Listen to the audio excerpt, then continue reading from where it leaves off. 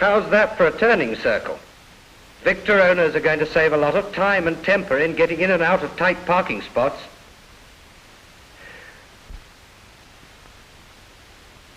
There's no need to say much about the Victor's gear change. It's even simpler and more effective than the type used on the Wyvern, which earned medals as being just about the best column change in the business. But the Victor has synchromesh on all 3 speeds. It's as simple to change down into first as it is from top to second. Well, I hope that by this time you've gathered that the Victor is no ordinary car. But how do we know it's as good as we make it out to be? This is how we know: by testing. Constant, unremitting testing. Every aspect of the car is metered and gauged so that the engineers know how it will behave, light or loaded, under any type of road condition. Prototypes are tested in a dozen different countries. These cars are handmade. They involve months of careful work. Each successive car embodies the lessons learned from the previous example. Each one gets better than the last. General Motors Proving Ground near Detroit is the largest motor car testing setup in the world. One of the Victors was put through the hoop here at an early stage of development. It went through the whole range of tests. This 5th wheel attachment, for example, gives extremely accurate readings over the whole speed range. You can't fool the experts with a flattering speedometer, and these General Motors test engineers are perhaps the toughest critics of motor cars in the world. 25,000 miles of hard driving on these test roads impressed our American colleagues. Their verdict on the Victor was, she's a beauty. Plenty of wallop and speed, drives like a dream, and can take a lot of punishment. What they called a damn fine car. As for hill climbing, this is General Motors' steepest test hill, 27% gradient. But the Victor, without taking a run at it, sails steadily up. Another Victor spent a few weeks on this sort of punishing test track. In the normal way, if a car covers 2,000 miles of this sort of surface, General Motors engineers are happy. The Victor was still going strong after 5,000 miles. While this was going on in America, other prototypes were leaving Vauxhall's factory in England for extensive duration testing on British roads. This went on, as it still does, day and night. Specific testing began. The engineers' gadgets were fitted.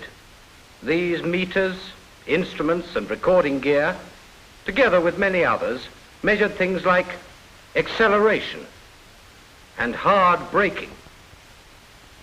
The tests for cooling and brakes were particularly severe. Hour after hour, the Victor was run up and downhill at speed with no pause to cool off.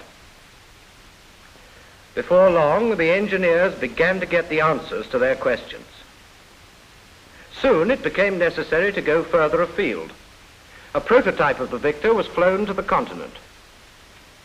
One of the objects of this particular sortie was to see how the car behaved over long distances at high speeds. It was quite a hectic trip.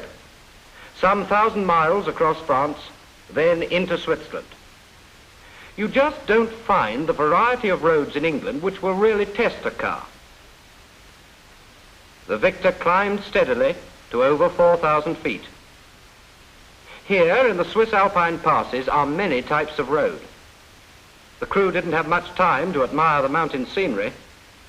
They had to press on. Some thousands of miles were covered in this trip. The Victor was really put through its paces under conditions of fast continental touring. This type of driving really tells you how your car stands up to long ascents.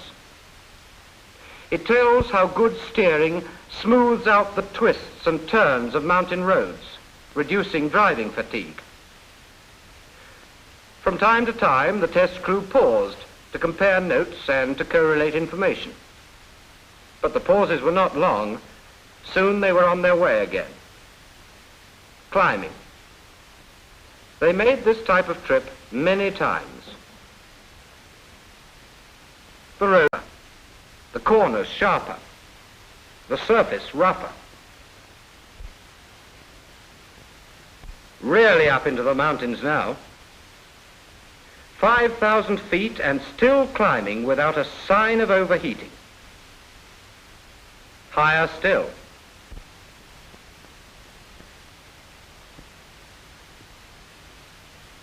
Nearly to 8,000 feet.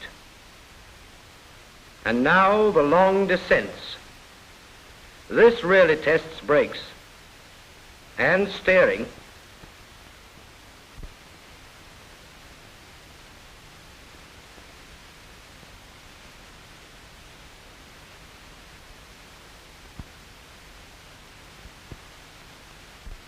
Now a piece of level road where the speed can build up.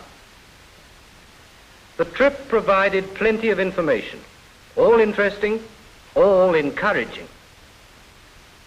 And while all this developing and testing was going on, something else very important was taking place.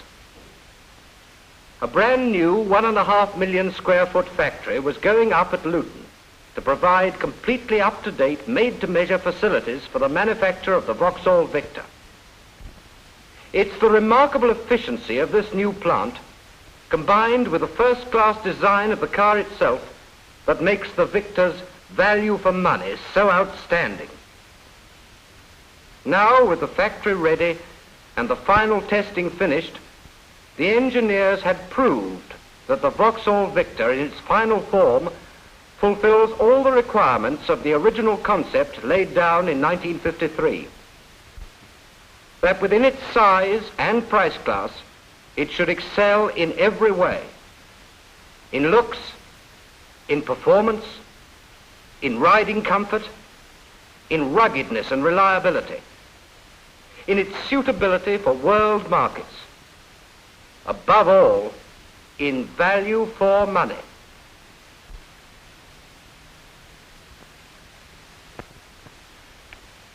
As the first Victors go out onto the roads of the world, the testing program continues.